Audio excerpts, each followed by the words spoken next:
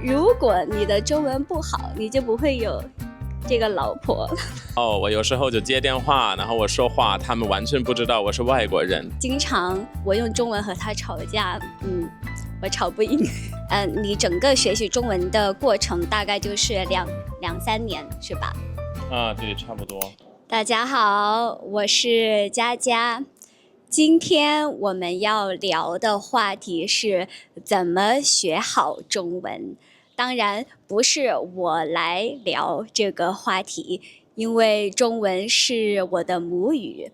我邀请了一位嘉宾，那他是我认识的这么多外国朋友当中中文最好的、发音最好的一个外国人，那他就是大家好。他就是我的老公 Zimon。 你好，大家好。在上一次我们发完了亚琛的视频以后，下面好多的评论在夸你的中文好，然后很多人也很好奇你是怎么学中文的，所以今天我们和大家来聊一聊这个话题。好的，没问题。那我们开始吧。首先来说一下你的中文现在是什么水平？这个很难说，但是我上次考了一个中文考试，那就是 HSK 6级的，可能是3-4年前左右吧。对，就是官方的水平呢是 HSK 6，因为他考的时候还没有更新到 HSK 9，对不对？是的。对。那他的中文到底有多好呢？我可以给大家一些例子，因为我和他生活了这么多年，对吧？然后呢，就有几个具体的情况，比如说我和他在成都生活的时候，就每一次出去他都会被夸，就比如说出租车司机，然后餐厅的服务员都会夸你的中文好。对，这个还是经常遇到的。不过好像很多外国人都有这个经验，都说一个什么你好谢谢什么的，然后就哇你的中文这么好，好厉害哦。对，但是在四川有一点不一样，因为大家都是说四川话，然后很多老一辈的四川人他其实普通话不太好，所以我们在成都的时候，很多人对他说：“哦，你的普通话比我还要标准啊，你说的太标准了。”这样的。是的，这偶尔还是会有，但是可能就是跟这个普通话的这个发音有关系，应该不是词汇什么的。对，就我们还是有川普。然后还有一个例子，比如说，就我们在成都经常点外卖，然后经常外卖员给他打电话，他们沟通，最后开门的时候，外卖员发现啊，你是个老外呀，我还以为是个老中。是的，这个刚开始还有点难，因为我的发音我觉得比较早，已经还可以了。然后我有时候就接电话，然后我说话，他们完全不知道我是外国人，然后他们说得很快，我就听不太清楚，然后有时候有点难，因为他们以为我是中国人，但是对，本来不是。然后还有一个例子就是我是中国人，对吧？但是经常我用中文和他吵架，我吵不赢。那我还没有什么可以加的吧？我可能本来就比较喜欢吵架或者辩论。Good for you。接下来我们来聊一聊你学中文的经历吧，就是你怎么开始的，然后学了什么，这样。是的，我刚开始就是可能从我第一次去台湾的时候要开始，那个时候我还完全不会中文，那时候我其实也没有学中文的兴趣，因为我以为我就在那儿半年左右读书，然后就回国，可能再也没有机会说中文，所以那时候我就完全不想学习，但是后面我就很喜欢在这边的生活，包括这个文化呀、历史呀什么的，而且经济那么动态，所以我觉得非常的活跃，我就觉得很有意思。然后我就决定我要再次来，可能在那上班或者实习啊，或者什么再来读书。然后那时候就决定，如果我再次来的话，我一定要学中文，所以我可以比较深入了解这个文化这个地方。那时候我就开始自学了，后面也上课，对吧？但是上课的时间可能大概1-2年左右，主要在台湾和北京。然后那个时候可能进步是最大的。语言环境当然很重要，但是不是每一个人都有机会和有时间去当地学一门语言。很多人学习中文最大的困难就是学了很多词，却找不到母语者练习，一开口还担心自己声调不准。那如果你也想要更轻松地练习中文，你可以试一试 italki。italki 是一个在线语言学习平台，提供个性化的1对1语言课程。你可以根据自己的兴趣、需求和学习目标，找到适合自己的老师。italki 在全球有超过3万名老师，支持150多种语言。初学者也不用担心，你可以筛选会说自己母语的老师，让学习更轻松。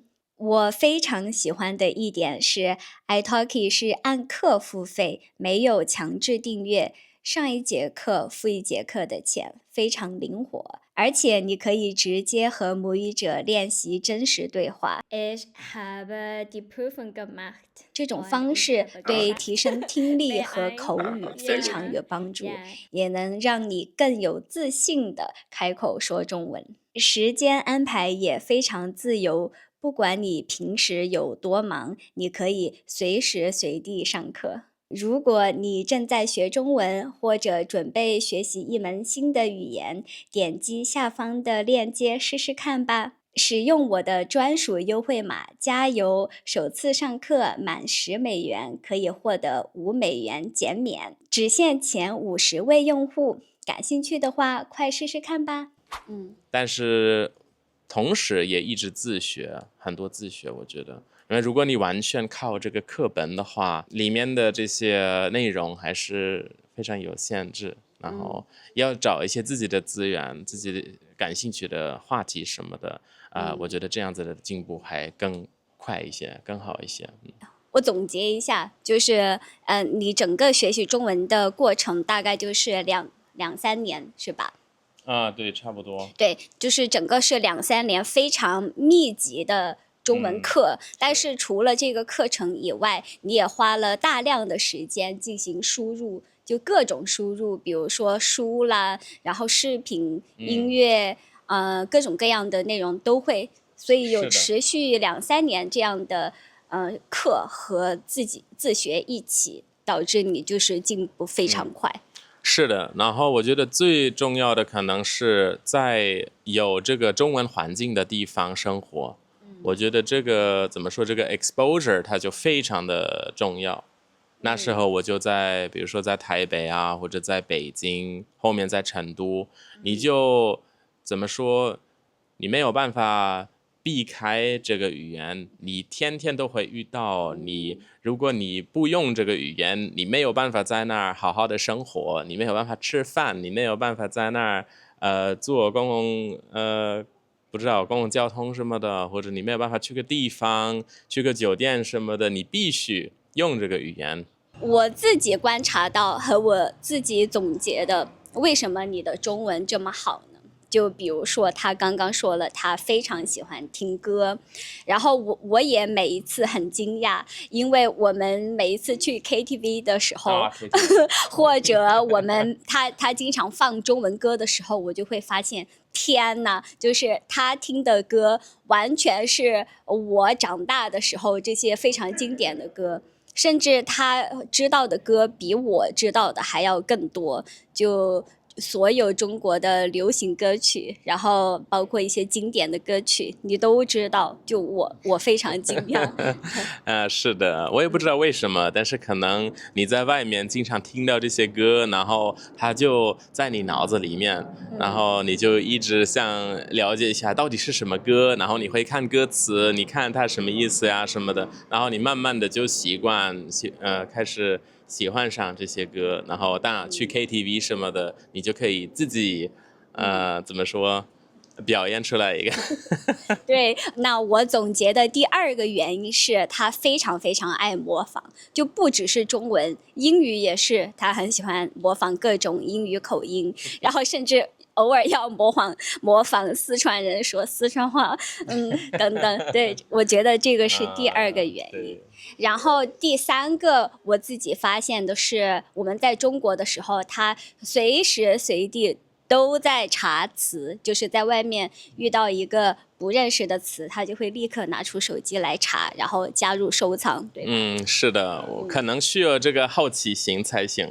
你就在外面，我看到一个东西我不认识，然后我怎么说，我不得不去查一下是什么意思，不然我没有办法放心。对。然后最后一点呢，是以前在中国的时候，你还是比较经常看中文书，还有中文的新闻，现在可能少一点了。肯定是那时候稍微多一点，包括和我的那时候的工作也有关系，看一些文章什么的。现在还有，但是肯定没有那么多。对，是的，对我自己总结是这4个点。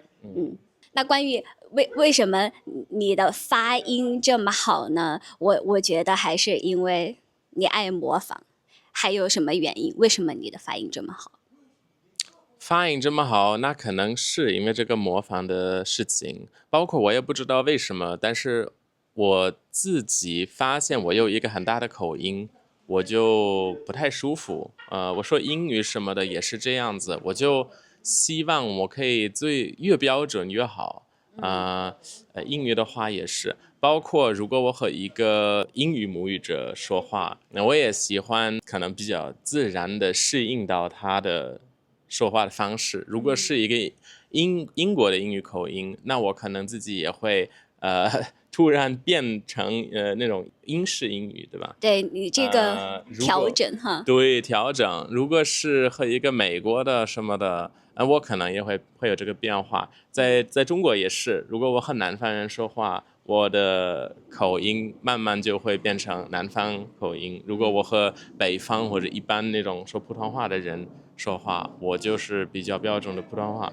有点难说为什么。你之前还是台湾腔来着，然后你到了北京就变成这种标准的普通话的样子。对，是有一点点这样子。当然不是完全会说这些方言什么的，但是就有一点点这样子的口音。对，就是你受不了有口音，所以你也会比较努力的让自己发各种语言都更标准一点。有点吧，有点，好像是一个比较自然的东西。我都不会自己选择这样，但是我就自然的适应，我不知道为什么。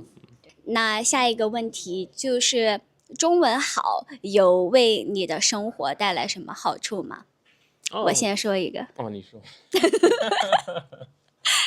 就是如果你的中文不好，你就不会有这个老婆。就因为我在和你见面以前，我已经下定决心，是我不要和一个不了解我的文化和不会说我语言的人在一起。所以我发现你的中文那么好的时候，然后我才会愿意和你去约会。那幸好我那时候已经会说中文，不然就没有这个老婆了，是吧？对，还没有这个孩子也没有这个孩子，对。然后我觉得这确实是一个很大的好处。我们当然我们认识了是一个，但是那时候肯定不是这个目的。然后现在，我们有一个孩子是吧？然后他快3岁，然后他在学2种语言，中文和德文。然后我现在这个样子，我就无论我们在说什么语言，我都会听得懂。所以我觉得这是一个很大的好处。但是除了这些个人的原因之外，我觉得能够深入了解一个像中国对我来说那么陌生的一个地方，刚开始陌生的地方，我觉得是一个很大的优势。如果你是不知道，可能别的国家，欧洲的国家什么的，那可能很多人还是会有英语什么的，或者你可能还会有很多关于这个国家的英语资源什么的，可能都还可以。但是在中国，如果你不会中文的话，那你基本上没有办法深入了解。这其实也是可以回去我刚刚说的这个为什么开始学中文那时候，那就是因为我在那儿感觉，如果你不会这个语言，你肯定也可以在那儿玩得很开心，但是你就在这个表面上，你没有办法深入的了解。就是其实中国是完全另外一个世界，如果你不会中文的话，你很难去探索到这个世界。是的，所以我觉得这就是一个很大的好处，然后我就很开心，我做到了这个大任务。我们的孩儿来了。对，我们的孩儿来了。好，那最后一个呢，就是你可以给学中文的人一些建议吗？怎么学好中文？ OK， 首先我觉得如果你想学中文的话，你就需要一个很大的动力，我觉得，因为最起码作为一个欧洲人或者一个西方人，学中文的话就是一个很难的事情，你肯定要花很多时间，然后这个过程肯定会很痛苦，我觉得是。然后如果你想怎么说熬过这个痛苦，那你就必须有一个很强的目的或者一个很强的动力才行。我刚刚已经说了一些我个人的动力，但是可能每个人有自己的动力，可能是跟个人就一个个人方面有关系，或者跟他们的事业有关系，或者可能和他们的不知道旅行方式什么的都可以，或者自己家庭可能也有中国人，谁知道？但是我觉得有一只猫在树上。，sorry，但是我觉得如果你有这个动力的话，就好。然后这样子你已经有一个很好的基础。从这个基础开始，我觉得你找一些你自己感兴趣的话题，或者你感兴趣的资源。然后你的这个学习的过程会稍微舒服一点不会那么的强迫学习，多多使用这个语言，然后去一些有这个中文环境的地方，你可以去东南亚某一些地方，你可以中国大陆呀，你可以去台湾呀什么的，无所谓，反正。或者你在美国什么的去一个 Chinatown 都可以，反正你就需要这个环境。可能那边是粤语和闽南语。那非常有可能，非常有可能。对，我觉得动力这个是真的。就为什么我学德语那么痛苦，然后进步很慢呢？是因为我完全没有动力。就我们认识这么多年，完全没有动力。就一直说中文，我们甚至英语都不说，所以我就一直觉得不是很有必要。然后在柏林也是说英语你也可以活下去，所以我就是因为没有太大的动力，所以我就一直进步很慢。是的。然后我觉得如果想真正的学习这个语言，最好去那儿待1年左右什么的最少，然后就慢慢的适应这个环境。那这样进步肯定是最快的。然后你发现你的进步快，你的动力也会更强。那今天的视频就要结束了，我们的孩子要跑过来了，那就拜拜了。好，拜拜拜，加油！加油学中文，对，加油学 Chinese， 加油 Chinese， 对，拜拜。If you'd like to support my work, you can join as a YouTube member. You will get early access to new videos, full transcripts and core vocabulary lists in Pinyin, Chinese, and English, as well as audio files. Your support means a lot to me.